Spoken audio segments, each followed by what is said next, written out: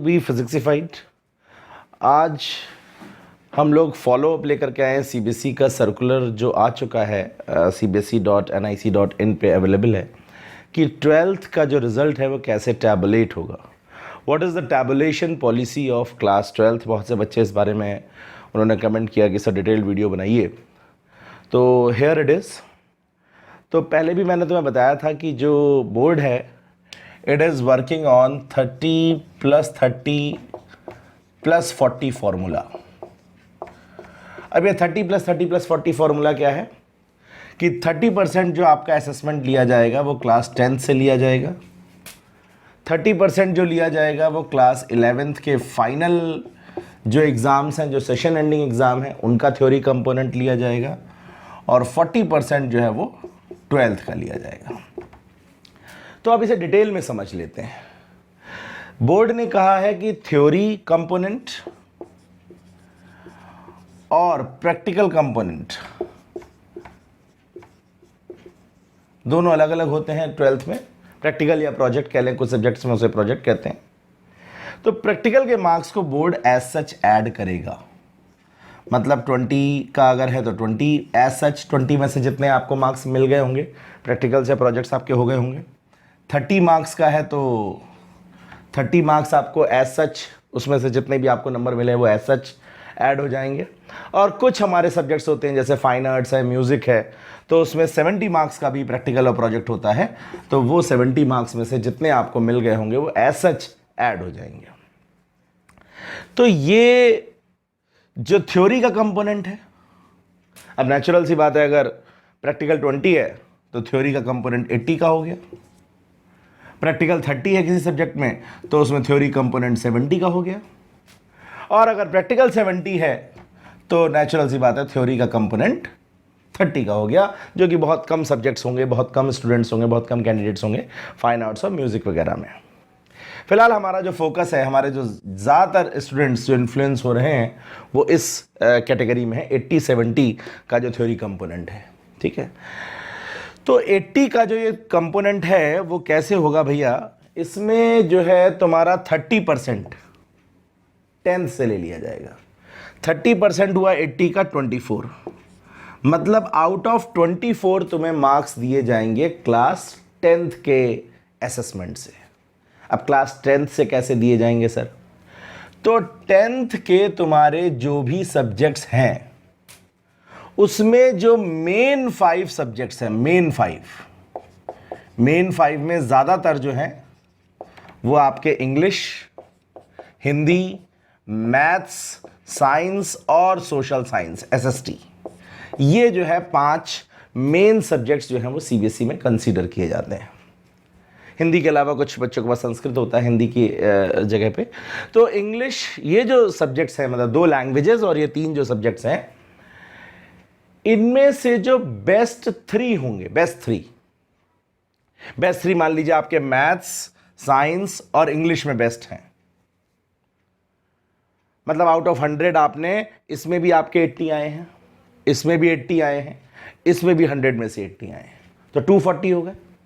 तो 240 का एवरेज हो गया 80, मतलब आपके 80 मार्क्स जो हैं वो हो गए। 80 का जो एवरेज है वो लिया जाएगा इसमें से। अब वो कैसे कैलकुलेट किया जाएगा, that will be calculated out of 24।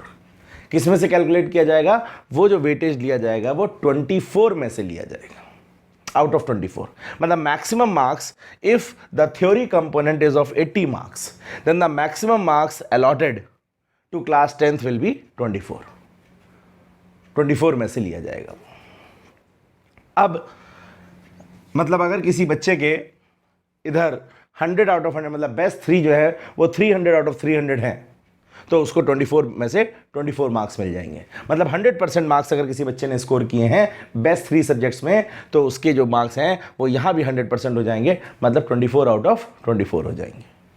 और अगर उसने 90% आ रहा है एवरेज, तो 24 का 90% हो जाएगा, 24 के 90% मार्क्स मिल जाएंगे आपको। अगर यहाँ पर 80% आ रहा है तो 24 का 80% मिल जाएगा। मतलब 24 is the maximum marks that can be taken from class 12th, तो 10th सॉरी। तो जो भी यहाँ पर आपके बेस्ट 3 सब्जेक्ट्स होंगे उनका परसेंटेज जो भी होगा वो यहाँ 24 में से ले लिया जाएगा, आउट ऑफ 24 ले लिया जाएगा। ठीक इसी तरीके से अगर 80 मार्क्स का आपका है थ्योरी कंपोनेंट क्लास 12th का, तो 11th से भी जो है 11th के लिए भी जो मैक्सिमम मार्क्स हैं वो कितने हो गए, 11th के लिए भी मैक्सिमम मार्क्स हो गए 24।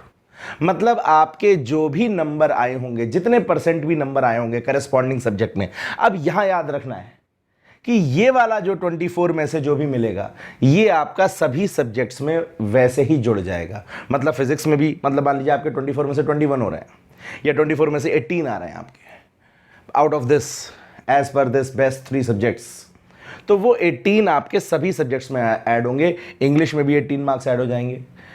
जितने भी सब्जेक्ट्स का थ्योरी कंपोनेंट 80 मार्क्स का होगा उसमें वो मार्क्स ऐड हो जाएंगे। इसी तरीके से आपका 11th भी ऐसे ही कैलकुलेट किया जाएगा। 11th का मैक्सिमम मार्क्स आपका कितना हो गया, 24 हो गया।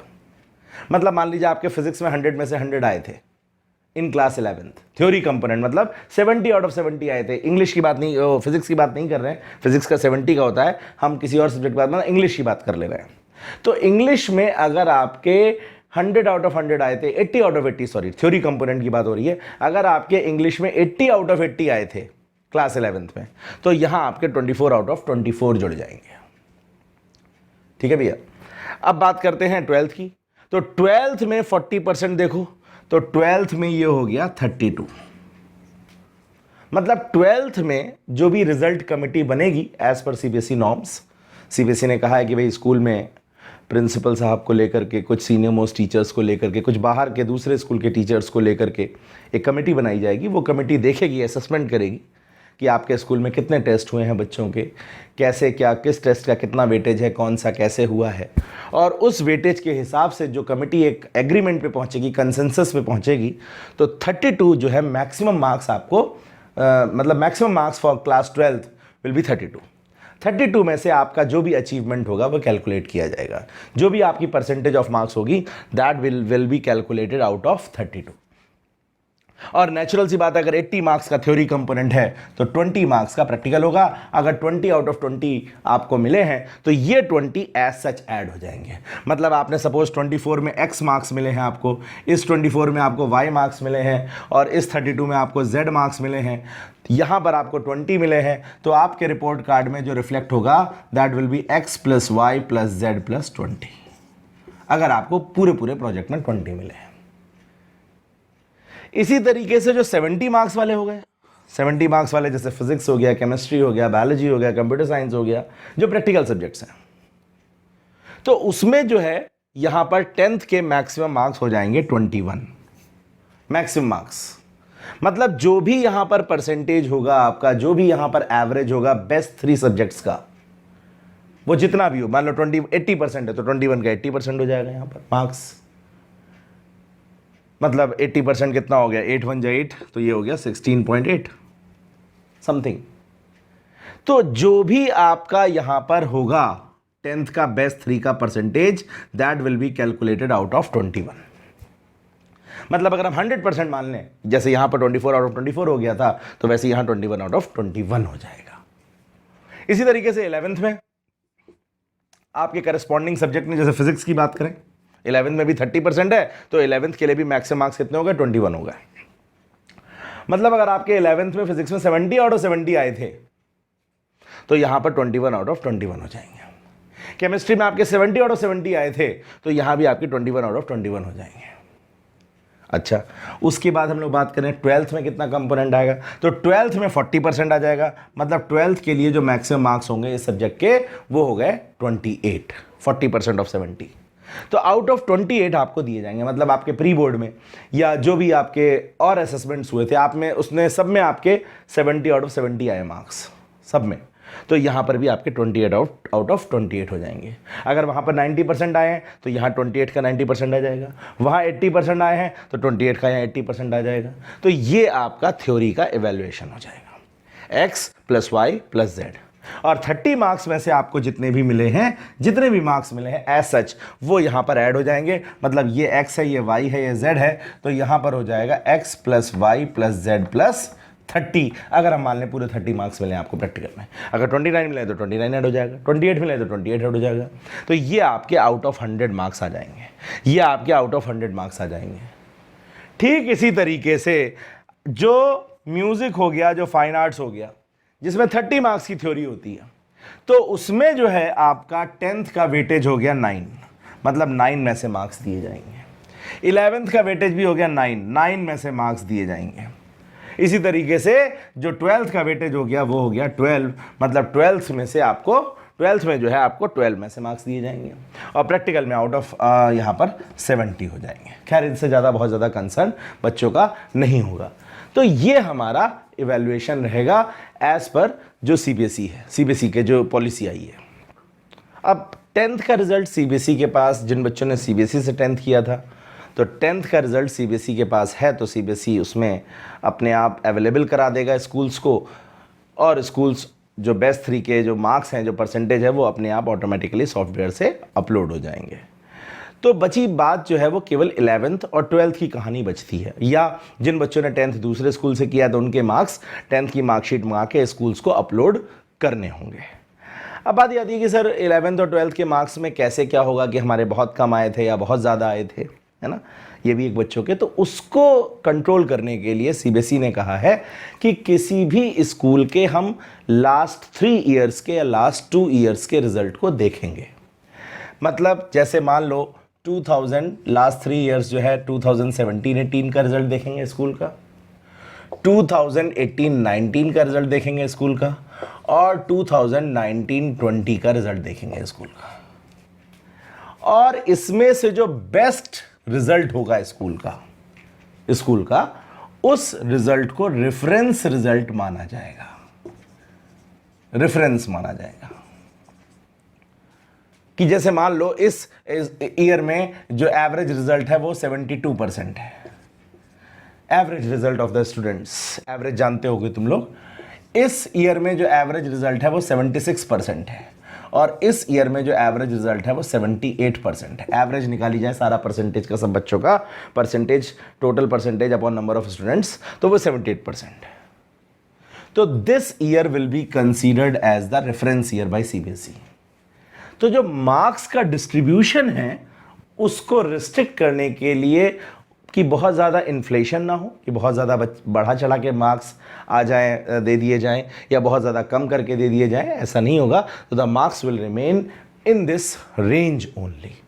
ये जो बेस्ट रिजल्ट होगा स्कूल का, क्योंकि देखो जो भी स्कूल है, जो भी उसका पैटर्न ऑफ एडमिशन है, पैटर्न ऑफ स्टडी है, दैट ऑलमोस्ट रिमेन्स मोर और लेस, बहुत ज़्यादा उसमें वेरिएशन नहीं आता है। तो जो बेस्ट रिजल्ट होगा जो इन तीनों ईयर्स में, उसको सीबीएसई रेफरेंस ईयर मान लेगा, और उस ईयर का डेटा सीबीएसई जो है वो ऑनलाइन दे देगा कि भाई इस ईयर में आपके फिजिक्स का क्या डिस्ट्रीब्यूशन था मार्क्स का, कि आपके 0 से 20 के बीच में कितने बच्चे थे, 21 से 40 के बीच में कितने बच्चे थे, 41 से 60 के बीच में कितने बच्चे आए थे इस ईयर में, लाइक दिस। ऐसे ही केमिस्ट्री में कितने बच्चे आए थे, ऐसे ही मैथ्स में, ऐसे और सब्जेक्ट्स में।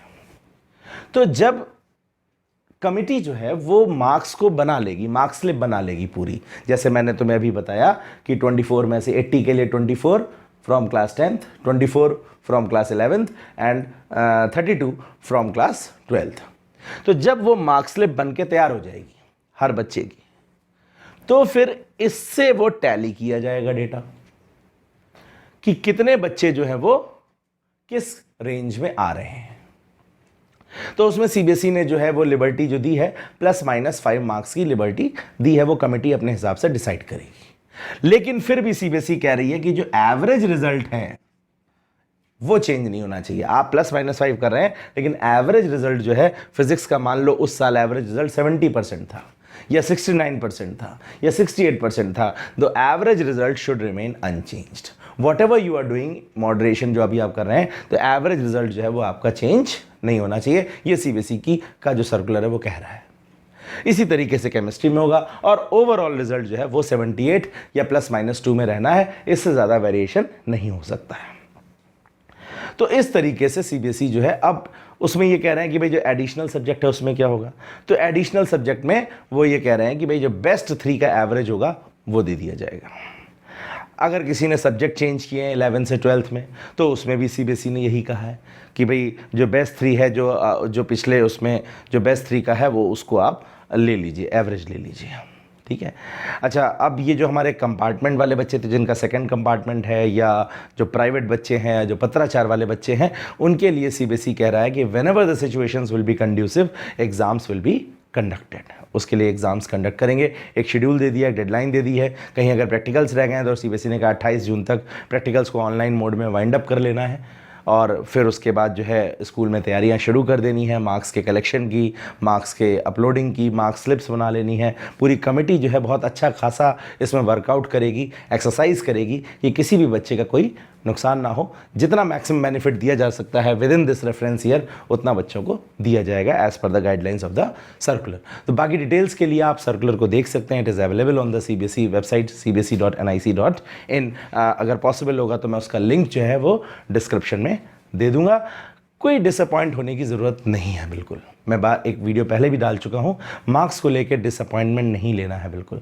कुछ कम हो जाते हैं 2-4%, 2-4% ज़्यादा हो जाते हैं, तो उसको लेकर के नहीं। आपके जो फ्यूचर टारगेट्स हैं आप उन पे फोकस करिए। आपको किस यूनिवर्सिटी में एडमिशन लेना है, किस कॉलेज में एडमिशन लेना है, कौन सा एग्ज़ाम देना है, सो फोकस अपॉन दैट।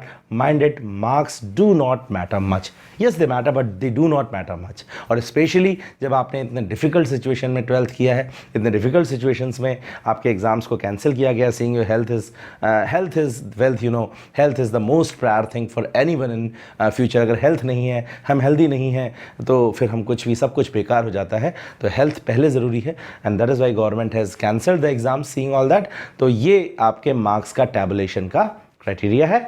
तो stay tuned and keep watching for further updates. Be फिजिक्सिफाइड।